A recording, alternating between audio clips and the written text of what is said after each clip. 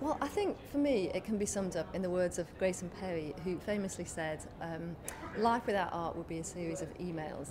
And for me that just kind of talks about cities and how culture is the heartbeat of cities. It's the reason that people want to come to great cities. You know, imagine world cities without theatre, without film, without music, without art. And whenever we poll anyone coming to London, we always find out that about 7 out of 10 people choose London because of its cultural offer. So instinctively we know that culture is a really important part of city life, and it's a reason why people locate into cities. But until now we haven't had the robust kind of story behind it. We've just known it instinctively, and so what we've got here is the most comprehensive global study of culture in world cities that has ever been produced.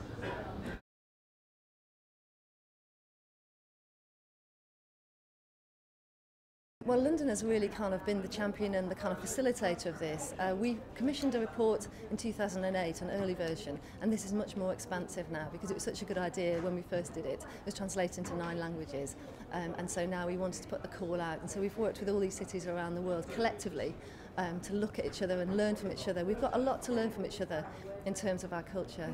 I think it's fair to say that although, you know, our airports look the same, they've all got the same brands and the same kind of airport tunnels, what makes us distinctive is our culture. And we've got a lot to learn from each other. You know, if you think about, you know, how Tokyo is using culture post the earthquake to bring communities together, New York is using culture to regenerate new neighbourhoods. We in London are at the moment celebrating the biggest cultural festival we have ever attempted to celebrate the Olympics. So it means a lot of different things. It has lots of different kind of assets in a city.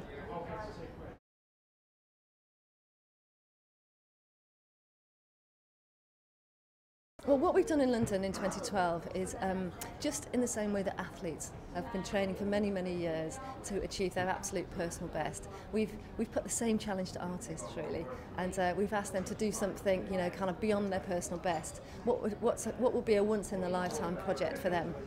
And people have come up with amazing ideas. We've got the biggest festival of all time in London. We've got extraordinary artists doing things you'd never expect. So, for example, the Turner Prize winner, Jeremy Deller, has made a life-size replica of Stonehenge as a bouncy castle, and that's popping up everywhere. We've got Shakespeare, we've got pop-up Shakespeare, so, you know, visitors might find their way down on the escalator at London Bridge and hear the balcony scene from Romeo and Juliet. Just this morning we installed gorgeous bespoke hats on all of our historical monuments, the centrepiece being a piece on Nelson's head, and so that is really a celebration of our heritage and also our great kind of creativity and our milliners, you know, and our fashion designers, and I think that's the great story about London, really. It's the kind of historical and the contemporary.